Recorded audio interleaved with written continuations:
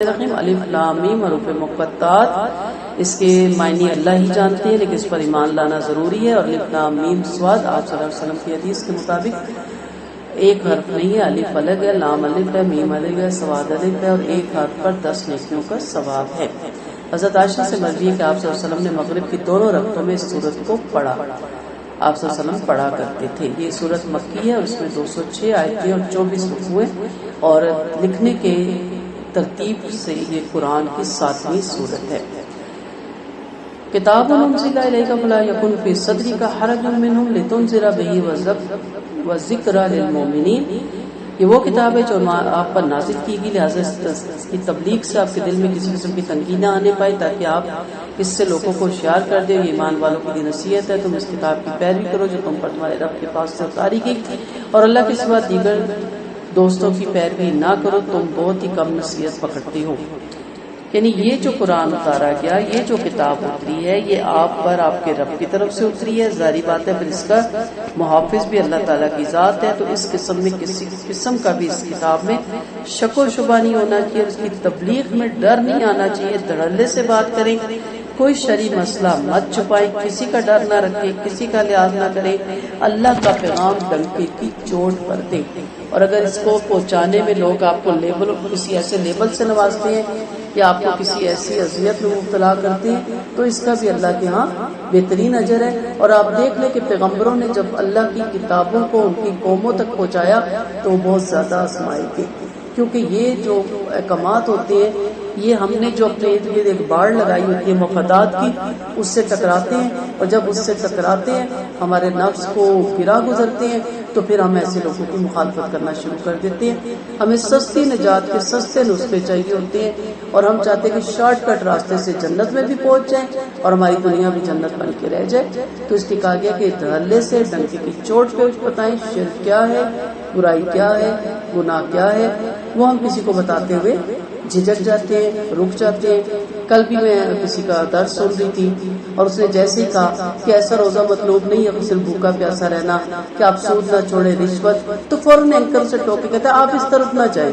تو میرا خود ہنس پڑی کہ پھر کس طرف جائیں، کہ اس وقت آپ اس جگہ بیٹھ کے سود کو نہ چھیڑیں، ایک نیا ایشو کھڑا ہو جائے گا۔ یعنی لوگوں کا ڈر ہے ہمارا پروگرام بند نہ ہو جائے، ہمارا ٹی وی بند نہ ہو جائے، ادھر ادھر سے فونے نہ آنے لگ جائیں، کسی فرقے کو نہ چھڑے، کسی مسلک کو نہ چھوڑے، سود کو نہ چھڑے، رشوت کو نہ چھوڑے، میٹھی میٹھی باتیں کریں، میٹھی میٹھی باتیں کر کے چلے جائیں۔ تو میٹھی میٹھی باتیں کہتے ہیں نا، ہاف پاور کڑوا کڑوا تو کہ میٹھی میٹھی سنتیں لینا آپ چھوڑ دیں، کہ کھجور سے ہی روزہ کھلتا ہے، ٹھیک ہے، سود سے بھی روزہ ضائع چلا جاتا ہے، رشوت سے بھی ضائع چلا جاتا ہے، اور گریا ازاری جو آپ کر رہے ہیں، اور یہ جو منافع تول میں کمی کر رہے ہیں، اور یہ جو مہنگائی کر رہے ہیں، یہ جو جھوٹ بول رہے ہیں، تمام چیزوں سے روزہ ختم ہو جاتا ہے۔ تو یہاں کتاب کی غرض و غایت بیان کی گئی کہ یہ کافروں کو چوکنا کرنے کے لیے اور مومنوں کے لیے نصیحت کے لیے آئی ہے، اس لیے نبی کریم صلی اللہ علیہ وسلم کے قدم قدم پہ چلو، اس کتاب پر عمل کرو، جس رب نے اتاری ہے وہ آپ کا کارساز ہوگا۔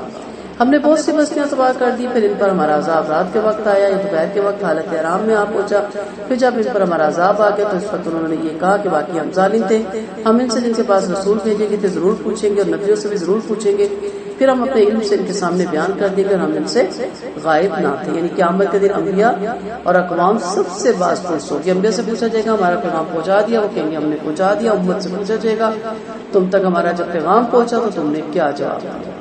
تو اللہ کسی کے عمل سے بے خبر تو نہیں ہے، لیکن وہ وہاں پہ حجت تمام کرنے کے لیے سب باتیں دوبارہ آنکھوں کے سامنے انسانوں کے دہرائے گا۔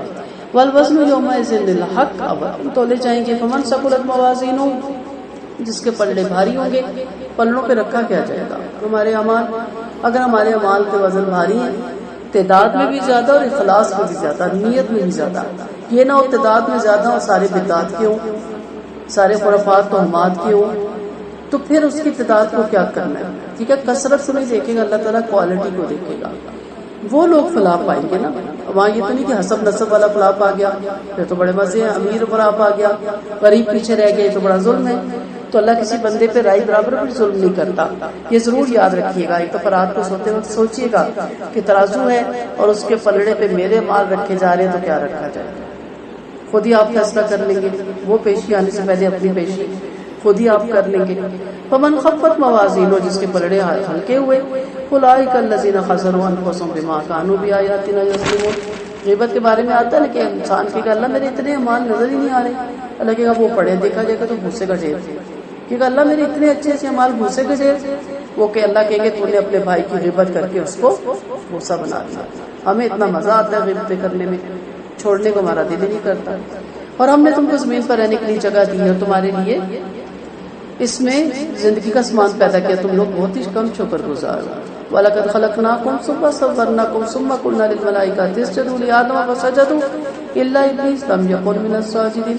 بلا شبہ ہم نے تمہیں پیدا کیا, پھر تمہاری شکلیں بنائی, پھر فرشتوں کو حکم دیا کہ آدم کو سجدہ کرو. چنانچہ ابلیس کے ساتھ سب نے سجدہ کیا, ابلیس سجدہ کرنے والوں میں نہ رہا. آپ کی تخلیق اللہ تعالیٰ نے خود کی. آپ کو اللہ تعالیٰ نے ملائکہ کو سجدہ کرنے کے لیے کہا, آپ کے والد باپ آدم علیہ السلام کو. اب ہمیں سجدہ کیا گیا اور ہم لگے اپنے جیسوں کے آگے سجدہ کرنے, اور پھر اپنے جیسوں بھی نہیں. اگر آپ ہندوؤں کو دیکھ لیں, انسان ہی ہے نا, اللہ کی تخلیق ہے. بندر کے آگے سجدہ, ہاتھی کے آگے سجدہ, سانپ کے اندر سجدہ, چوہے کے آگے سجدہ, گائے کے آگے سجدہ. تو کیا ہے انسانیت, انسانیت سے ہم گر گئے. ٹھیک ہے, تو ابلیس نے سجدہ نہیں کیا. وہی ابلیس جو ہمارا بڑا ہی گہرا دوست ہے, جس کے بغیر ہم چلتے ہی نہیں, بڑی ہمیں گائیڈ لائن دیتا ہے, اسی نے تو ہمیں سجدہ نہیں کیا تھا. دشمن کو ہم نے دوست بنا لیا, وہ سجدہ نہ کرنے والوں میں سے ہوا. اللہ نے پوچھا قال ما منعك الا تسجد الا امرتك اس امرتك, فرمایا کہ سجدہ کرنے سے تجھے کس چیز نے روکا جبکہ میں تجھے حکم دے رہا ہوں. کون تھا اللہ, کس کو دے رہا؟ ابلیس کو. اس کا خالق تھا نا, اس کا بنانے والا تھا. کیا کہتا ہے قال انا خیر من, میں اس سے بہتر ہوں. اب بنانے والے کو بتا رہا ہے, اب یہ نہیں سوچ رہا کہ بنانے والا کون ہے. اللہ کہہ رہا میں اس سے بہتر ہوں. تو نے اسے آگ سے پیدا کیا, تو نے مجھے آگ سے پیدا کیا. وہ خلقتہ من طین, تو نے اس سے مٹی سے پیدا کیا. غرور کیا ہوتا ہے؟ دھوکہ کیا ہوتا ہے؟ وہ چیز جو ہوتی نہیں, جو نظر آتی ہے. ہم کہتے ہیں پتہ نہیں کس چیز کا نخرہ ہے, یعنی ہمیں بھی نہیں پتہ چل رہا ہوتا کہ کیوں اکڑ کے چل رہی ہے. خود کو بھی انسان کو غرور میں نہیں پتہ چل جاتا انسان ہے کیا, ایک سانس کا بھی محتاج ہے. تو یہاں یہ کہا گیا کہ کس چیز نے تجھے روکا؟ غرور نے, تکبر نے, حسد نے. میں بہتر ہوں. بنانے والی رب کی ذات ہے, کسی کو نار سے بنا رہی ہے, کسی کو مٹی سے بنا رہی ہے, کسی کو آگ سے بنا رہی ہے. اس کی مرضی ہو, جس کو جس سے بنائی. بنانے والی ذات مقدم ہے, سجدہ ہم نے اس کو کرنا ہے, نہ کہ اپنے ساتھ والے کو دیکھنا ہے کہ وہ حقیر ہے. وہ کیسے حقیر ہو گیا؟ سب کو بنانے والا اللہ کی ذات ہے. تو یہاں سے تکبر شروع ہوتا ہے. میں امیر, وہ غریب. میں خوبصورت, وہ بدصورت. کس نے بنایا آپ کو خوبصورت؟ اللہ نے. اگر کسی کو آپ شکل صورت دی تو کس نے دی؟ اللہ نے. انسلٹ کس کی ہے؟ ساتھ بیٹھے ہوئے کی نہیں, نعوذ باللہ اللہ کی. توہین کس کی ہے؟ نعوذ باللہ اللہ کی. بنانے والے کاریگر کی. کوئی عمارت دیکھتے ہیں کہتے کیا عمارت بنائی ہے, اس کا بنانے والا آرکیٹیکٹ کتنا زبردست ذہن رکھتا ہے. تعریف کس کے پیچھے ہوتی ہے؟ کسی بھی شاہکار کو دیکھیں, تعریف کس کی ہوتی ہے؟ اس میں خوبصورت چیز کو کیا کہا گیا؟ دیکھے سبحان اللہ کے, ماشاء اللہ لا قوت الا باللہ, کہ اللہ کی شان ہے جس نے بنا ڈالا. تو تکبر کیا ہے؟ مجھے بھی رب نے بنایا, تو اس کو بھی رب نے بنایا. ہمیں امیر بنایا, اسے غریب بنایا. ہمیں غریب بنایا یا اسے امیر بنایا. نخرہ کس چیز کا؟ بنانے والی وہ ذات ہے. سو حسد, تکبر جب آئی یہ سوچا کرے کہ مجھے اگر کسی چیز پہ نخرہ یا غرور ہے, فخر ہے, تو دینے والی جو ذات مجھے دے سکتی ہے وہ لے بھی سکتی ہے, اور جس رب نے جن کو نہیں دیا ان کو دے بھی سکتا ہے. ہم نے انگوٹھا چھاپ لوگوں کو بھی پھر کھرب پتی ہوتے دیکھا. وہ قل اللہم مالک الملک کی پڑھی تھی نا ہم نے آیتیں. اس لیے اس نے کہا کہ میں بہتر ہوں, خود سے ہی کہہ دیا کہ میں بہتر ہوں. اللہ نے کہا قال اتر اس میں سے, نکل جا یہاں سے, تجھے یہاں رہ کر تکبر کرنے کا کوئی حق نہیں, لہٰذا تو یہاں سے نکل جا. اس سے کیا پتہ چلتا ہے کہ رائی برابر تکبر بھی جس کے دل میں ہوگا حدیث کے مفہوم کے مطابق وہ جنت میں نہیں جائے گا. لیکن ایک لمحے کو رک کے سوچے کہ تکبر کس چیز کا؟ مانگی ہوئی چیز کا تکبر ہوتا ہے. میں کسی سے جولری سیٹ مانگ کے پہن جاؤں, فکر ہی لگا رہتا ہے ٹوٹ نہ جائے, گر نہ جائے, بار بار چیک کروں گی کانٹا تو نہیں گر گیا. اب کوئی میرے پاس آتا ہے کہتا ہے بڑا خوبصورت سیٹ ہے, آپ بڑے خوش ہوتے ہیں. ساتھ ہی ہوتا ہے پوچھنا لے کتنے کا ہے. ٹھیک ہے چلو پوچھ رہے کتنے کا, ہم آئیں بائیں شاید بڑے سال پہلے بنایا تھا, تو یاد بھی نہیں. جھوٹ پہ جھوٹ بولنا شروع کر دیتے ہیں نا. تو ہماری تو سانس بھی مانگی ہوئی, ہماری تو زندگی بھی مانگی ہوئی. نخرہ کس چیز کا؟ غرور کس چیز کا؟ اکڑ کس چیز کی ہے؟ فکر رہنی چاہیے کہ میرے رب نے جو دیا وہ کسی ٹائم بھی مجھ سے واپس بھی لے لے گا. تو کہا نکل جا, کیونکہ تو ذلیل بن گیا. تکبر کرنے والا اللہ کی نظر میں ذلیل, تو پھر ظاہری بات ہے سب کی نظروں میں ذلیل ہوتا ہے. میرے خیال میں ہم میں سے کوئی بھی متکبر کو پسند تو نہیں کرتا, کہ کرتا ہے عاجز لوگ اچھے لگتے ہیں، محبت کرنے والے اچھے لگتے ہیں، امیر ہے تو اپنے گھر، ہم کہتے ہیں نا پیسے اللہ اپنے کارے سے بھی خرید۔ میں خود ہنستی ہوں کہ اگر آپ کے اکاؤنٹس میں 10 کروڑ ہے تو ہم کیا کریں، ہمارے آگے کیوں اکڑ کے چل رہے ہیں، ہمارا تو راستہ چھوڑو، ہمیں کیوں تنگ کیا ہوا ہے، یا تو 10 کروڑ مجھے دے دو تو پھر نخرہ کرو، دیکھو جی میں نے تمہیں 10 کروڑ دے دیے۔ 10 روپے دینے کے آپ روادار نہیں ہیں اور اکڑ کے بیٹھتے ہیں، جب کسی محفل میں آتے ہیں ہمیں الگ سے اٹھ جائے، کیوں ہمارے اکاؤنٹ میں 10 کروڑ ہے، ہم کیا کریں تمہارے 10 کروڑ کو، بیٹھو جہاں سارے بیٹھے ہیں، لیکن اب کیا جی کیونکہ اس کے پاس 10 کروڑ ہے اس کو الگ سے اٹھ کی جائے۔ یہ چیز اللہ کی ناپسندیدہ چیز ہے، اللہ کی نظر میں وہ ذلیل بن گیا۔ بولا مجھے قیامت تک مہلت دیجیے گا، فرمایا جا تجھے مہلت دی گئی۔ تو نافرمان جنت کا اہل نہیں۔ ابلیس سے کیا نافرمانی ہوئی تھی؟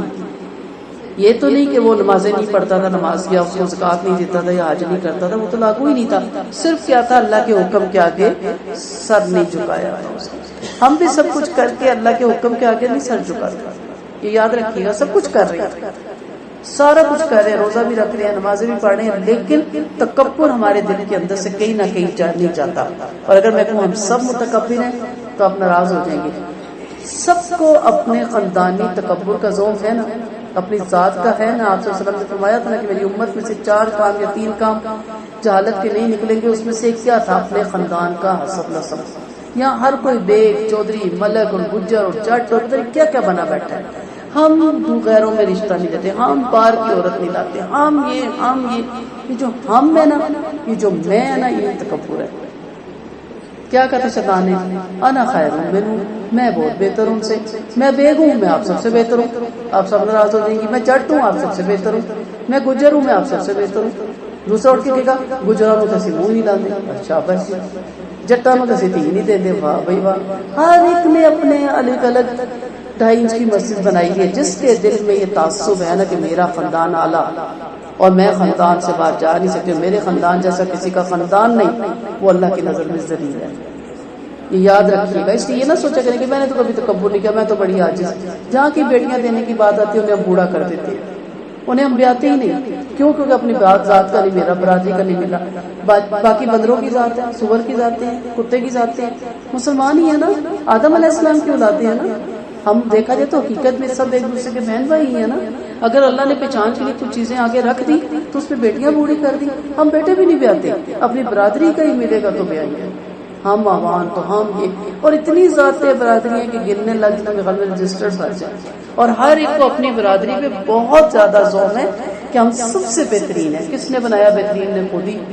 اللہ نے تو قرآن میں نہیں اتارا، شیطان کو اللہ نے کہا تھا تو بہترین ہے، تجھے میں آگ سے بنا رہا ہوں تو بہت بہترین تخلیق ہے میری، نہیں کہا اللہ نے، اس نے خود سے ہی زوم کر دیا۔ مجھے اللہ نے کہا تھا تو عوام قوم کی ملک ہے، تو چودھری ہے، تو بیگ ہے، تو بہت بہترین میں تجھے بنا کے بھیج رہا ہوں۔ سید کو اللہ نے کہا کسی جگہ تو بہترین ہے، میں نے تجھے بہترین بنا کے بھیجا؟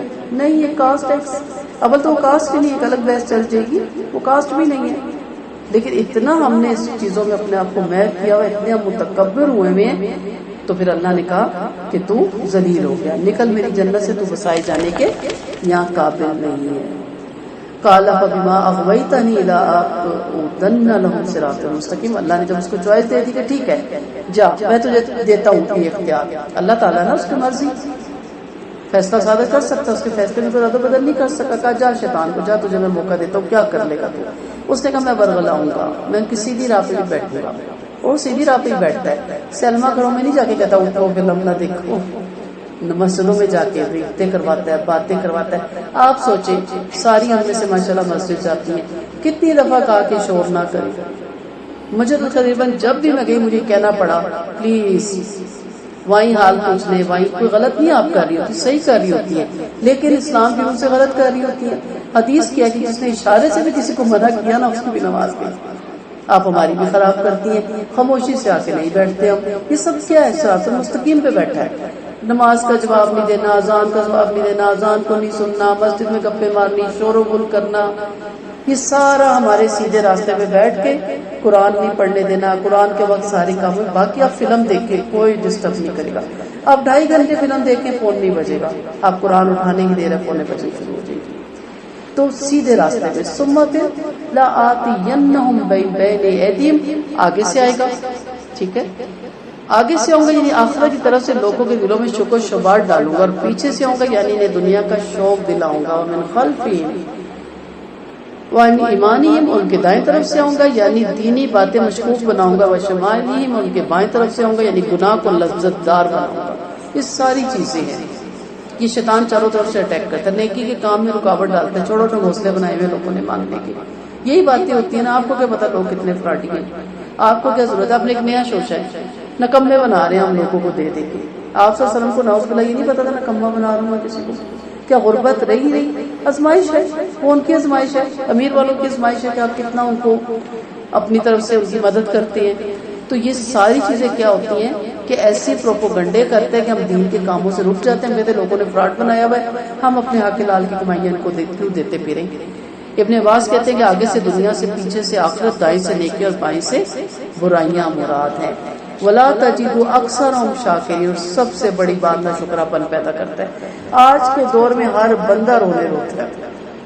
میری والدہ نے ایک دفعہ کہا میں دیکھتی ہوں پیسہ پیسہ کر دینا دن ساڑھے دور اتنی کوئی کردا سی.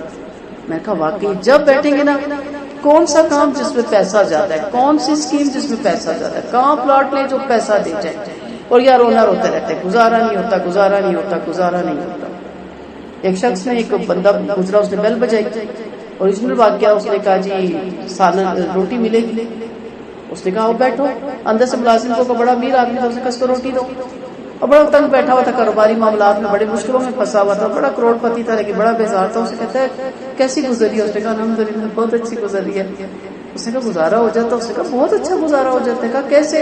اس نے اپنی رودار سنائی، گاؤں چل رہا ہوں، کچہری کام تھا، تھوڑا سا زیادہ راہ اپنی پوٹلی کے ساتھ باندھ کے کندھے میں رکھ کے تھوڑا پیدل چلا، کسی بس ملی، کچہری آیا، کام کیا، واپس نکلا، زیادہ راہ نہیں تھا، بھوک لگی، آپ کا دروازہ بجایا، اللہ نے خیر دی، آپ نے سالن روٹی دی، پھر پیدل چلوں گا، بس پہ بیٹھوں گا، گھر چلا جاؤں گا، ماں بھی ہے، بہنیں بھی ہیں، بیوی بھی ہے، بچے بھی ہیں، تھوڑی سی کھیتی ہے. اس نے اتنی لائف سمپل سی بتائی. اور پھر اس وقت اس نے سوچا کہ اس کا کیوں گزارا ہو جاتا ہے، کیونکہ اس کی اپنی لمٹ میں ہے. میرا کیوں نہیں گزارا ہوتا کہ میں نے اپنے اوپر عذاب بنا لیا زندگی. تو گزارا یہ نہیں ہو رہا، رونے ہی نہیں روئے ختم ہو رہے. 2 بچے اسکولوں میں ڈال رہے ہیں اور ان کی 45,000 فیسیں دے رہے ہیں، تو گزارا کیسے ہوگا؟ کم سے کم جو عام بھی پرائیویٹ اسکول ہے 18,000 8,000 10,000 کیسے گزارا ہوگا؟ اور پھر فیس تک نہیں، پھر ان کی کتابیں کہاں سے لائیں گے؟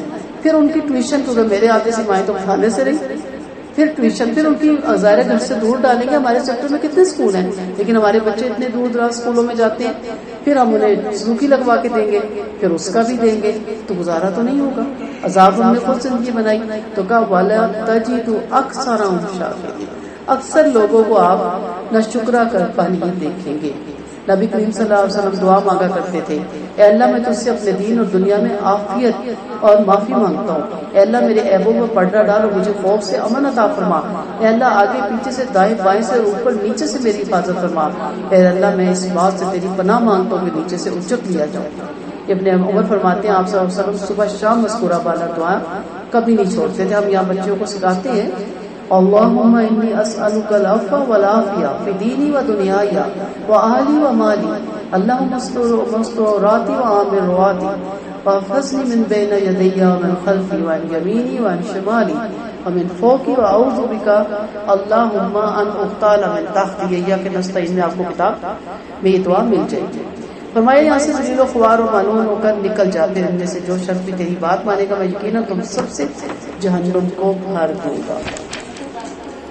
وَيَا آدَمُ اسْكُنْ أَنْتَ وَزَوْجُكَ الْجَنَّةَ فَكُلَا مِنْ حَيْثُ شِئْتُمَا وَلَا تَقْرَبَا هَٰذِهِ الشَّجَرَةَ فَتَكُونَا مِنَ الظَّالِمِينَ. اے آدم تم اور تمہاری بیوی جنت میں رہو، سو جہاں سے چاہو کھاؤ پیو، خبردار اس طرح اس کے پاس نہ جانا ورنہ ظالم بن جاؤ گے. کہ شیطان نے ان کے دلوں میں وسوسہ ڈالا تاکہ ان کے سامنے وہ پردے والا جسم ظاہر کر جو ان سے چھپا دیا گیا تھا. کہنے لگا تمہارے رب نے اس طرف سے میں جس وجہ سے تمہیں منع فرمایا لیکن تم فرشتہ نہ بن جاؤ، ابد کی زندگی نہ پالو. اس نے دونوں کے سامنے قسمیں کھا کر کہا یقیناً مانو میں تمہارا سچا خیر خواہ ہوں. چنانچہ وہ اللہ پر جھوٹ بول کر آدم اور حوا سے کیا کہتا ہے کہ اگر اس طرح کو تم نہیں کھا رہے تو تمہیں پتہ ہے اس میں رب کی کیا حکمت ہے؟ میں جانتا ہوں کیونکہ میں تم سے پہلے بنایا گیا ہوں اور میں اللہ کی ہر بات کی راز کو جانتا ہوں. وہ کہتا ہے تم اگر سکھاؤ گے تو ہمیشہ رہنے والے بن جاؤ گے. تو اللہ نہیں چاہتا کہ تم ہمیشہ جنت میں رہو یا ہمیشہ رہو. یہی غلط فہمی ہمارے اندر پیدا ہوتی ہے. ہم اتنا زیادہ کیوں کماتے ہیں کہ ہمیں شیطان نے غفلت میں ڈال رکھا ہے کہ ہم ہمیشہ یہاں رہیں گے. پھر مجھے اپنے بڑوں کو بتانا پڑتا ہے صحیح. اگر آپ دینی اسلاف میں بزرگوں میں جائیں تو ان کے تو کیا کہنے. ہمارے اپنے بڑے کہتے تھے بس بیٹا گھر رہنے کو چھت ہے، کھانے پینے کو روزگار ہے، کافی ہے، بچے جانے ان کے کام جانے، جب اپنی زندگیوں میں قدم رکھیں گے بناتے رہیں گے. ہم تو پڑپوتوں تک دوتوں تک بنا کے جاتے ہیں، کیوں ہم ہمیشہ رہیں گے. اپنا سوچیں، اتنا کریں جتنا آپ کے اوپر ذمہ داری ہے اپنے بیوی بچوں کی اور نان نفقے کی. اس سے آگے جب وہ بالغ ہوں گے اپنی ذمہ داریاں وہ خود اٹھائیں گے. لیکن ہمارے یہاں الٹی گنگا بہتی ہے، ہم تو پوتے دوتوں کے نام بھی سب کچھ کر کے جاتے ہیں. مسئلہ یہ ہے کہ مال ہمارا کھائیں گے وہ حساب ہم دیں گے، اتنی سی بات ہمارے پلے نہیں پڑتی. تو شیطان نے آدم اور حوا کو جھوٹی قسمیں کھا کر برگلایا تھا. یاد رکھیے اس کی ہر قسم جھوٹی ہوتی ہے، اس کا ہر دعویٰ جھوٹا ہوتا ہے. اور وہ ایسے ایسے مشورے دیتا ہے کہ بچوں اور بچیوں کی ایسی تربیت کرو کہ کل کسی مقام پہ پہنچے. اور وہ ایسے مقام پہ پہنچتے ہیں کہ اللہ معاف کرے اس مقام سے برا کوئی مقام نہیں پھر ہوتا. اللہ اور اس کے رسول سے جوڑیں. ٹھیک ہے، فوراً کہے گے اتنی چھوٹی سی بچی کو حفظ میں ڈال دیا، اتنی چھوٹی سی بچی کو اس کا گون پہنا دیا، اتنی چھوٹی سی بچی کو اسکارف پہنا دیا. بچہ ہی بڑا ہوتا ہے نا، بڑی ہوگی تو سیکھ جائے گی. مرغی کا بچہ بڑے ہو کے گائے کا بچہ بن جائے گا، شیر کا بچہ بن جائے گا؟ نہیں، مرغی کا بچہ مرغی کا ہی رہے گا. بچپن میں جیسے آپ ان کی تربیت کریں گے ویسے ہی بڑے ہو کے تربیت کریں گے. ابھی انہیں اسٹرانگ بنائیں، دایان حق بنائیں، اللہ کے ساتھ جوڑیں. بچیوں کو ابھی اسکارف کی عادت ڈالیں. یہ عادت ایسی ہے جو عبادت بنتی ہے. عادت نہ پڑی تو عبادت تو پھر دور کی بات ہے. ابھی مسجدوں میں لے کے جائیں، ابھی حفظ میں ڈالیں. سختی اس طرح کی کریں کہ تھوڑا سا ان کو آخرت سے جوڑی رکھیں، لیکن اتنی سختی ضرور کریں کہ ان کے اندر اللہ اور اس کے رسول کی محبت پیدا ہو. ابھی لگے گا بڑے ظلم کر رہے ہیں مائیں، ہم ذرا بڑی پلاٹ ہوتی ہے نا، لیکن یاد رکھیں پھر محمود غزنوی جیسی مائیں ہم پیدا نہیں کریں گے. ٹھیک ہے، پھر وہ بے اولادیں مت ڈھونڈیں جنہوں نے تاریخ رقم کر دی. پھر ایسی بے اولادیں ہوں گی جو میوزک پہ گانے گائیں گی، کانسرٹ کریں گی اور آپ کے نام روشن کریں گی، اور مرنے کے بعد آپ کے کھاتے میں بھی اس کا اجر پہنچتا رہے گا. چنانچہ نے دھوکہ دے کر کھینچ لایا کہ جب انہوں نے اس درخت کا پھل چکھ لیا تو دونوں کے پردے والا جسم ایک دوسرے کے سامنے کھل گیا. دونوں نے اپنے جسموں پر جنت کے پتے جوڑ جوڑ کر رکھنے لگے، اور ان کے رب نے پکار کر ان سے کہا کہ میں نے تم کو اس درخت سے نہیں روکا تھا کہ تم کو یہ بات نہیں سمجھائی تھی کہ شیطان تمہارا کھلا دشمن ہے. دونوں نے دعا مانگی کہ ہمارے رب ہم نے اپنے اوپر ظلم کیا، اگر تم نے معاف نہیں فرمائے گا اور اب پر رحم نہیں فرمائے گا تو یقیناً ہم زبردست گھاٹے میں پڑ جائیں گے. آدم سے خطا ہوئی، فوراً مان لی، توبہ کی، پشیمان ہوئی، اور آپ نے فوراً دعا مانگی، اور وہ آپ سب دعا جانتے ہیں. شیطان کی خصلت کیا ہے؟ گناہ ہوا، اڑ گیا اور کہا تو نے برگلایا اس لیے میں اب ان سے بدلا لوں گا. تو یہ شیطانی روش ہوتی ہے. جیسے ابیل اور قبیل کے واقعے میں دیکھیں، ابیل کی قربانی قبول ہوئی، قبیل کی نہیں ہوئی. اپنی غلطی ایکسیپٹ کرنے کے بجائے اس نے کیا کہا؟ اس نے کہا تیری کیوں قبول ہوئی؟ حسد کی، اور حسد کی بات کر تیری قبول ہوئی میں تجھے بھی زندہ نہیں چھوڑوں گا. یہاں سے آپ کو پتہ چلے گا کہ آپ کی عادتیں کیسی ہیں. اپنے عادت اندر آدمیت والی عادتیں اپنائیں. غلطی ہوگی، لرزش ہوگی، بھول ہوگی، خطا کار ہے. نبی کریم صلی اللہ علیہ وسلم نے فرمایا کل آدم خطا کار ہے، اور ان خطا کاروں میں سب سے پسندیدہ خطا کار کون ہے؟ جس سے غلطی ہوئی اس نے توبہ کی. یہ نہیں کہا کہ وہ جس سے کبھی غلطی نہیں ہوئی. انسان خطا کا پتر ہے. جہاں کی غلطی ہو، جب احساس ہو جائے، ندامت ہو جائے، کوئی یاد دلا دے تو فوراً توبہ کر لے، فوراً اللہ سے معافی مانگ لیں کہ اللہ تعالیٰ انسان بشری تقاضوں کے تحت یہ گناہ ہو گیا. قال اهبطوا بعضكم لبعض عدو، فرمایا ایسی حالت میں اترو کہ تم ایک دوسرے کے دشمن رہوگے، اور زمین میں تمہارے واسطے ایک مدت کے لیے رہنے کی جگہ اور فائدہ اٹھانا ہے. فرمایا تم وہیں زندگی گزارو گے، وہیں مرو گے، اور اس سے تمہاری دوبارہ پیدائش کی جائے گی. یعنی دنیا میں بسایا جانا تھا. شروع میں آپ دیکھ لیں اللہ نے کیا کہا تھا، وَإِذَا قِيلَ رَبُّكَ لِلْمَلَائِكَةِ اسْجُدُوا لِآدَمَ، اللہ نے کہا تھا وَإِذَا قِيلَ رَبُّكَ لِلْمَلَائِكَةِ إِنِّي جَاعِلٌ فِي الْأَرْضِ خَلِيفَةً. تو آپ نے زمین ہی میں آنا تھا. یہ سارا جو وہاں پہ اللہ تعالیٰ نے ایک پلان بنایا تھا وہ اس لیے کہ آپ کو پتہ چلے کہ جنت میں بسائے جانے کے قابل وہی لوگ ہوں گے جو اللہ کے منع کردہ کاموں سے رکیں گے. اتنی سی بات سکھائی. دنیا میں آپ آگے، اب دنیا میں جن چیزوں سے روک جائیں انشاءاللہ جنت الفردوس کے اعلیٰ ٹھکانے آپ پائیں گے. جن کے کام کرنے کو لیے کہا گیا وہ کر لیں، انشاءاللہ بہت مراتب پائیں گے. لیکن اگر ان دونوں چیزوں سے ہم خدا نخواستہ باز نہ آئے تو پھر جہنم ایسے لوگوں کا ٹھکانہ ہوگا. یا بنی آدم قد انزلنا علیکم لباسا یواری سوآتکم وریشا. اب آگے وہ کام جو کرنے کے لیے ہم آئے تھے. اے فرزند آدم، جب ہم نے تم پر لباس اتارا جو تمہارے ستر بھی چھپاتا اور ویسے زینت نہیں ہے. خوبصورت لباس ضرور ہو لیکن ستر کو چھپانے والا ہو، ستر کو دکھانے والا نہ ہو. ایسا لباس مت پہنے جس میں بلکہ زیادہ نمایاں خوبصورتی ہو. ویسے کسی شخص کو برہنہ دیکھو کتنا برا لگتا ہے، کرات آتی ہے نا، کچھ بھی نہیں خوبصورتی. لیکن جب اس کو خوبصورت زینت دار کپڑے ٹائٹ شرٹس بنا کے اور اس طرح کے آپ کے تمام باڈی نمایاں نظر آئے تو اٹریکشن پیدا ہو جاتی ہے. تو یہاں کیا کہا کہ لباس بناؤ ریشہ کلرفل کو کہتے ہیں, پرندے کے پروں کو کہتے ہیں جس میں بڑے کلر ہوتے ہیں, لیکن تمہاری شرمگاہوں کو چھپائے, تمہارے سطر کو چھپائے, نہ کہ نمایاں کرے. عورت کا سطر بھی آپ جانتے ہیں پاؤں کے گھٹنے سے لے کے سر تک ہے, اور مرد کا بھی آپ جانتے ہیں ٹخنوں سے لے کے اس کی ران تک اوپر تک پیٹ تک ہے. نمایاں نہ کرے ایسی جینس کی پینٹیں یا ایسے لباس یا ایسی ٹائٹس بچیوں کو پہنانا جس سے ان کی شرمگاہ نمایاں ہو, ایسی ٹائٹ کپڑے پہننا جس سے بریسٹ نمایاں ہو, انگ انگ نظر آتا ہو, ایسا سی تھرو کپڑا پہننا جس میں سارا جسم جھلک رہا ہو, یہ عذاب کا مستحق ہے. ٹھیک ہے, تو ان چیزوں سے بچیں. انشاءاللہ جیسے میں کل بھی آپ کو کہا تھا نا جنت الفردوس میں جائیں گے, دن میں 70 جوڑے بدلیں گے. ہمارا ایمان ہے, ہمارا یقین ہے, پورے بنائی جائیں گے, جنت کی ملکہ بنے گی. تو یہاں تھوڑے سے دن کے لیے آئے ہیں. ایک عمر میں تو ایسے ہی انسان پہننا چھوڑ دیتا ہے, کیونکہ اگر اس عمر میں ایسی چیزیں پہنے تو لوگ کیا کہتے ہیں, بڈھی گھوڑی لال لگا.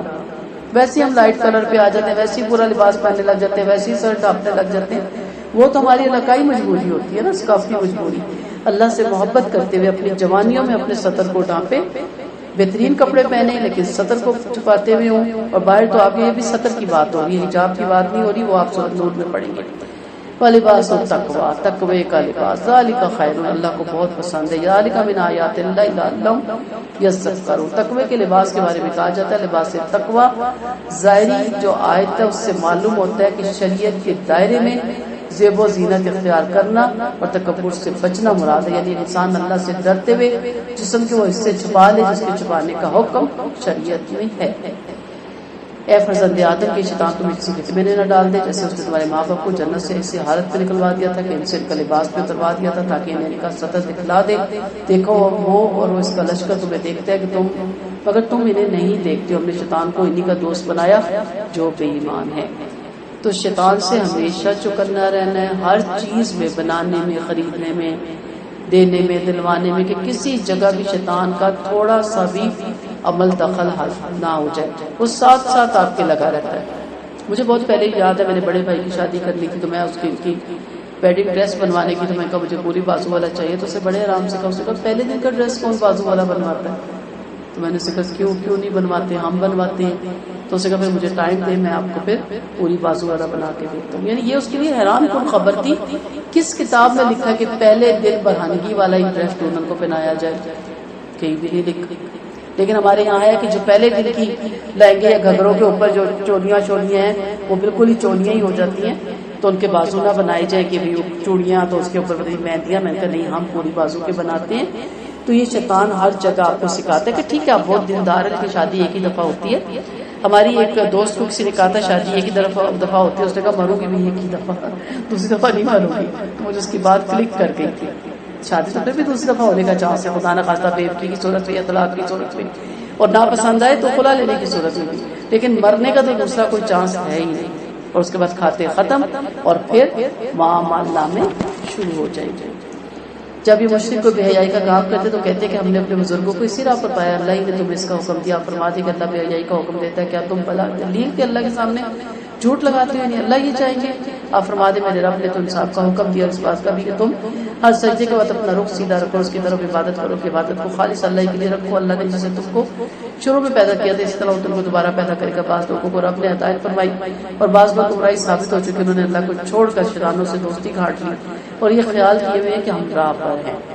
یعنی کی آیت کیوں اتری, اس کے سبب نزول میں ہمیں پتہ چلتا ہے کہ عرب سوائے قریشیوں کے برہنہ ہو کے طواف کرتے تھے. کہتے تھے ہم ان کپڑوں میں اللہ کی نافرمانیاں کرتے ہیں, اس لیے ان کے ساتھ ہم خانہ کعبہ کا طواف نہیں کر سکتے. عورتیں بھی برہنہ طواف کرتی تھی, اپنی شرمگاہ پہ چھوٹا سا کوئی چمڑے کا ٹکڑا یا پتہ رکھ لیتی تھی اور کیا کہتی تھی کہ یہ اللہ کا حکم ہے, ہمارے باپ دادوں کا فعل مستند ہے, یہ اللہ کی شریعت ہے. اب آنے والی نسلوں نے تو یہی سمجھنا نا کہ اللہ کی شریعت, انہیں کیا پتا, تحقیق جو نہیں کیا جاتا. جیسے ہمیں لگتا ہے کہ جلیس میں کل جمعراتیں برسیاں اللہ کی شریعت ہے, نیکی سمجھ کے کرتے ہیں نا, دین سمجھ کے کرتے ہیں. تحقیق کی تو پتہ چلا کہ اس کا دور دور تک دین سے کوئی کام نہیں, اس کا کسی جگہ بھی حوالہ نہیں ملتا. سو ان پہ بڑی حیرانگی ہوتی ہے. یہ اللہ کی شریعت ہے, درگاہوں پہ دھمال ڈالنا, عورتیں اتنی بیچاری جھلی ہو جاتی ہیں اپنے دکھوں سے غموں سے، دوپٹہ ادھر جاتا ہے اور بٹن کھلے ہوتے ہیں، بالوں کو گھماتی ہیں اور ناچ ناچ کو ارد گرد لوگ کھڑے ہیں، کیا جی اللہ والی اور اللہ کا اس پہ کیا آ گیا، بجٹ میں آ گئی ہے، یہ شریعت ہے؟ اب ہم دین دار کہتے ہیں استغفار، دنیا دار کہتے ہیں واہ کیا زبردست، اس کے اندر تو عارف کی منزلیں یہ طے کر لی ہے، سلوک کی منزلیں یہ طے کر لی ہے، تو اللہ والی ہو گئی ہے۔ یہ اللہ کی شریعت نہیں ہے۔ حساب صفحہ کا آپ پڑھیں، آپ کو پتہ چلے گا، صوفیزم کو آپ کو پتہ چلے کہ کس کو حساب صفحہ کہا جاتا ہے۔ یہ طریقے نہیں تھے جو ہماری درگاہوں میں ہوتے، تو اس وقت بھی یہی تھا، یہ کیا کہتے تھے، اللہ کی شریعت ہے۔ تو کیا ہماری درگاہوں میں سوئے ہوئے ولی جو کلمہ حق بتانے آئے تھے وہ ہمیں نچوانا سکھانے آئے تھے؟ نعوذ باللہ، کبھی سوچے؟ کبھی بھی نہیں۔ کیا وہ یہ کہتے تھے کہ ناچو؟ کبھی بھی نہیں۔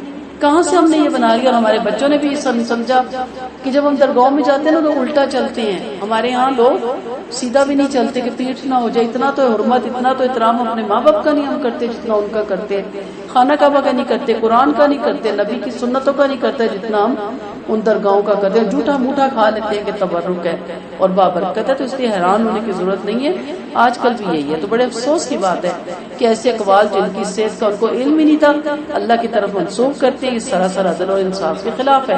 ہم بھی کہتے ہیں، ہماری کتابیں بھی کہتی ہیں، ہمارے بھی بدعقیدہ لوگ کہتے ہیں کہ عبدالقادر جیلانی اللہ تعالیٰ سے ارواح کی پوٹلی چھین لیں گے، تھیلی چھین لیں گے، اور اس وقت تک نہیں دیں گے جب تک اللہ تعالیٰ ان کے ایک ایک مرید کو معاف نہیں کر دے گا۔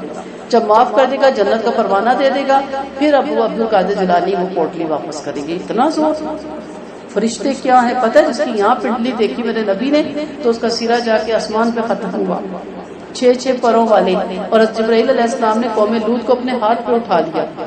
اب سوچے قوم لوط کی بستی کتنی بڑی ہوگی، اور تلی پہ اٹھا لیا اور اوپر سے جا کے پٹخا، وہ مجبور ہو جائے گی عبدالقادر جیلانی کے ہاتھ۔ آپ سوچیں، اور چلیں یہاں تک بھی آپ رک جاتے، اللہ بھی مجبور ہو گیا، نعوذ باللہ، وہ بھی رکا ہوا ہے، اور جب تک وہ مان نہیں رہا اور اللہ سے منوا لیں گے عبدالقادر جیلانی۔ یہ ہمارے بدعقیدے ہیں، وہ باتیں ہم اللہ کی طرف منسوخ کرتے ہیں جس کا کوئی دور دور تک سوچ بھی نہیں سکتا۔ اے اولاد آدم، تم ہر نماز کے ساتھ اپنا لباس پہن لیا کرو، کھاؤ پیو اور حد سے آگے نہ بڑھو، کیونکہ اللہ حد سے آگے بڑھنے والوں کو پسند نہیں کرتا۔ یعنی مسجدوں میں عمدہ لباس پہن کر جانے کا حکم ہے۔ عمدہ لباس سے مراد یہ نہیں کہ اب آپ مہنگا خریدیں، نیا ہو، صاف ستھرا ہو، نیٹ اینڈ کلین ہو۔ مشرکین مکہ کی مذمت کی جا رہی کہ ننگے ہو کے بیت اللہ کا طواف نہیں کیا جاتا۔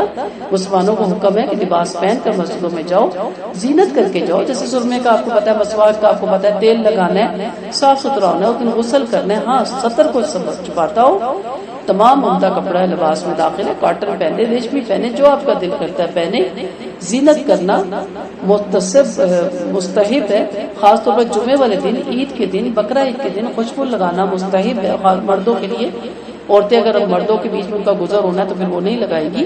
تو یہ سب کچھ داخل ہے، تو اس لیے کہا گیا کہ عمدہ لباس پہنا۔ عمدہ لباس کون سا ہے؟ زیادہ تر سفید لباس کو پسند کیا گیا۔ آپ صلی اللہ علیہ وسلم نے فرمایا سفید کپڑا پہنو کیونکہ یہ تمہارا بہترین لباس ہے، اور اسی میں اپنے مردوں کو کفناؤ، اور تمہارا بہترین سرما عصمت ہے کیونکہ نگاہ تیز کرتا ہے اور پلکوں سے بال اگاتا ہے۔ بہرحال اس سے ضروری نہیں کہ آپ سفید کپڑا ہی پہنے، نبی کے صلی اللہ علیہ وسلم کی حدیث ہے، اس حدیث پہ اگر آپ عمل کرنا چاہتے تو ضرور کریں، نہیں کرنا چاہتے کوئی اس میں گناہ بھی نہیں ہے، لیکن بتایا گیا کہ سفید رنگ اللہ کے نبی کو بہت پسند ہے۔ آپ صلی اللہ علیہ وسلم نے فرمایا کھاؤ پیو پہنو اور خیرات کرو، اور غرور اور اسراف سے بچو، کیونکہ اللہ پاک اپنے بندوں پر اپنی نعمت دیکھنا پسند فرماتا ہے۔ یہ نہیں کہ آپ اتنے برے حال میں ہو کہ آپ کو دیکھ کے لوگ فقیر سمجھنے لگ جائے اور آپ کو صدقہ دے کے چلے جائے، اور بعد میں آپ کو پتہ چلے کہ آپ اچھے خاصے ٹھیک ٹھاک ہے، اور آپ لیتے ہوئے کہ مجھے کیوں دے کہ میرے پاس تو اتنا ہے۔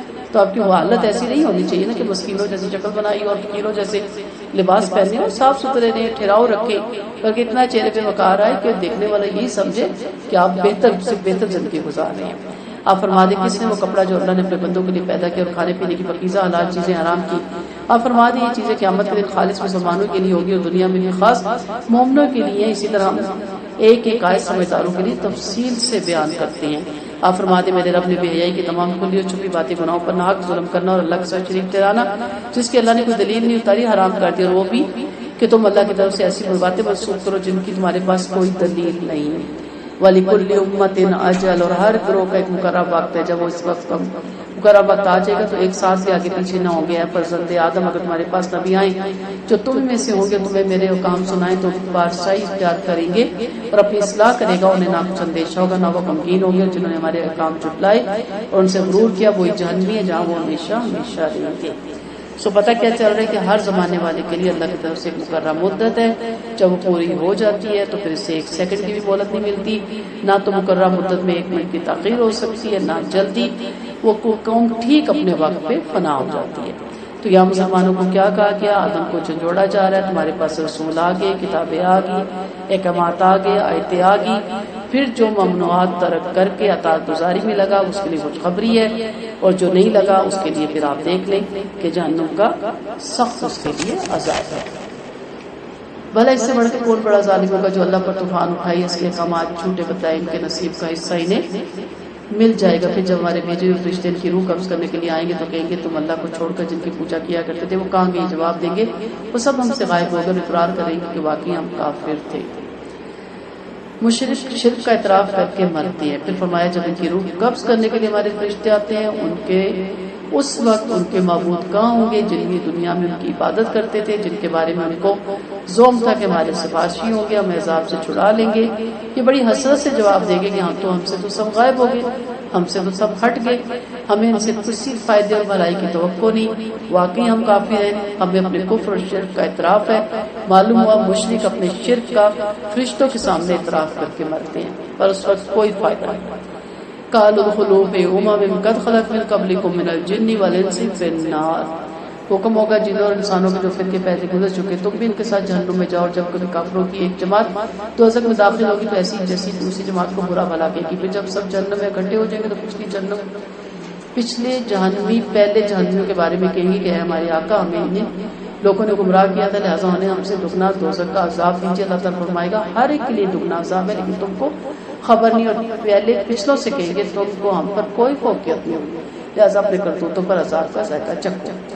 اب یہ حشر کے بارے میں بتایا جا رہا ہے. ایک امت جب جہنم میں جائے گی, دوسری امت جب آئے گی, قوم آئے گی کہ اللہ یہ جو پہلے بیٹھ گیا نا ان کی روش پہ ہم چلے, ان کے طور طریقے ہم نے اپنائے, ان کی باتوں پہ ہم نے عمل کیا, ان کو دگنا عذاب دے کیونکہ انہوں نے ہمیں ورگلایا. تو اللہ کہیں گے تمہارا بھی عذاب دگنا ہی ہے کیونکہ تم بھی اپنے پیچھے یہ روش چھوڑ کے آئے ہو, یہ بدعتیں چھوڑ کے آئے ہو, یہ غلط کام چھوڑ کے آئے ہو. یعنی آنے والی قومیں تمہارے کرتوت دیکھ کے تمہارے اعمال دیکھ کے تم جیسا بن کے تمہارے پیچھے آ رہی تو تمہیں بھی دگنا عذاب ہے. تو پہلے مذاق اڑائیں گے کہ پتہ چلا ہم پہ دگنا عذاب مانگتے تھے تم بھی دگنے عذاب میں مبتلا ہوگے. اسی لیے نبی کریم صلی اللہ علیہ وسلم کا فرمان ہے جس نے ایک سنت کو جاری کیا اس کو 100 شہیدوں کے برابر ثواب ہے. اسی طرح ایک بدعت کو اپنے گھر سے ختم کر جائیں, آپ کہہ جائیں کوئی نہیں مانتا بری ذمہ ہو جائیں, اس کے بعد اگر اس بدعت کو جاری رکھتے ہیں آپ اس سے بری ذمہ آپ کھل کے کہ میں اسے ختم کرتا ہوں اپنے گھر سے اپنے بچوں سے. کوئی چھوڑ دے تو اچھی بات, اگر کوئی کرتا ہے تو میں اس کا ذمہ دار نہیں ہوں. اور پھر اگر آپ کی خود ڈیتھ ہوتی ہے اور آپ پیچھے وہی بدعتیں کی جاتی ہیں جس سے آپ منع کر کے گئے تو آپ کو بالکل عذاب نہیں دیا جائے گا, لیکن جو اس کو نہیں چھوڑتے ان کو دگنا عذاب دیا جائے گا. تو قرآن و سنت کے مطابق پتہ کریں کون سی بدعتیں ہیں, کون سی مشرکانہ اعمال ہمارے مذہب میں شامل ہو چکی ہیں, ان سب کو اپنی زندگی میں چھوڑ کے جائیں ورنہ اس کا بڑا سخت عذاب ہے. ہماری آیتوں کو نہ ماننے والوں کے لیے ان سے اکڑنے والوں کے لیے آسمان کے دروازے نہیں کھولے جائیں گے اور نہ وہ جنت میں جا سکتے جب تک کہ اونٹ سوئی کے ناکے سے نکل نہ جائے. مجرموں کو اسی طرح سزا دیتے ہیں, آگ ان کا اوڑھنا اور بچھونا ہوگا, اسی طرح ہم ظالموں کو سزا دیں گے. کافروں کے نیک عمل اور دعائیں آسمان تک نہیں چڑھتی, معلق رہتی ہیں. ان آیتوں سے ہمیں پتہ چلتا ہے کہ کافروں کے لیے آسمان کے دروازے نہیں کھولے جائیں گے, یعنی ان کا کوئی نیک عمل آسمان پہ نہیں چڑھتا اور نہ ان کی دعا آسمان تک پہنچتی ہے. پھر کافروں کی روحوں کے آسمان کے دروازے بھی نہیں کھولے جائیں گے, ان کی روحوں کے لیے آسمان کے دروازے بند ہوں گے. آپ صلی اللہ علیہ وسلم نے فرمایا کہ فرشتے کافر کی روح آسمان پر لے کر چڑھتے ہیں. راستے میں فرشتوں کی جو جماعت ملتی ہے وہ پوچھتی ہے یہ گندی روح کس کی ہے, لے جانے والے فرشتے اس کا نام لیتے ہیں کہ فلاں بن فلاں کی ہے. آخرکار فرشتے سے آسمان کے دروازے تک لے جاتے ہیں لیکن اس کے دروازے نہیں کھلتے. پھر آپ صلی اللہ علیہ وسلم نے اس آیت کی تلاوت فرمائی. اسی طرح آپ کا فرمان ہے کہ نیک شخص ہوتا ہے تو فرشتے کہتے ہیں پاکیزہ جس کی مطمئن روح نکل آ تو لائق تعریف ہے, ہم تجھے اللہ کی رحمت اس کی روزی اور اس کی رضا کی بشارت دیتے ہیں. فرشتے یہ بشارت دیتے رہتے ہیں یہاں تک کہ آسمان پر لے چڑھ جاتے ہیں اور اس کے لیے آسمان کے دروازے کھلواتے ہیں. اندر سے آواز آتی ہے کون ہے, فرشتے جواب دیتے کہ فلاں. جواب ملتا ہے خوش آمدید اے پاکیزہ جسم کی پاکیزہ روح آؤ تم لائق تعریف ہو, تمہیں اللہ کی رحمت اور روزی اور اس کی رضا مبارک ہو. پھر ہر آسمان پر اس کا انہی الفاظ کا استقبال ہوتا ہے. آخر کا روح ساتواں آسمان پر پہنچ جاتی ہے، اور اگر یہ شخص برا شخص ہوتا ہے تو فرشتے کہتے کہ اے گندے جسم کی گندی روح نکل آ، تو لائق نفرت ہے، ہم تجھ کو کھولتے ہوئے پانی پیپ اور ان جیسی دیگر چیزوں کی بشارت دیتے ہیں روح نکلنے تک۔ فرشتے یہی کہتے رہتے، پھر آسمان پر لے جا کر چڑھتے اور دروازے کھلواتے ہیں، آواز آتی ہے کون ہے؟ کہتے فلاں بن فلاں، جواب ملتا ہے گندے جسم کی روح کو مرحبا، واپس لوٹ جا، تو قابل مذمت ہے، تیرے لیے آسمانوں کے دروازے نہیں کھولے جائیں گے، چنانچہ اسے آسمان اور زمین کے درمیان چھوڑ دیا جاتا ہے، پھر یہ قبر میں اپنے جسم پہ واپس لوٹ آتی ہے۔ پھر فرمایا جنت میں نہیں جا سکتے جب تک اونٹ سوئی کے ناکے سے نہ نکل جائے، یعنی آپ کو سوئی دے دی جائے اور ایک طرف اونٹ رکھ دیا جائے اور کہا جائے کہ اونٹ کو اس ناکے سے گزارے، تو امپاسبل کام ہے، ناممکن کام ہے۔ اسی طرح مشرک اگر آپ کے کہ وہ جہنم سے نکال دیے جائیں گے یا جنت میں داخل کر دیے جائیں گے، تو یہ ناممکن کام ہے، امپاسبل کام ہے۔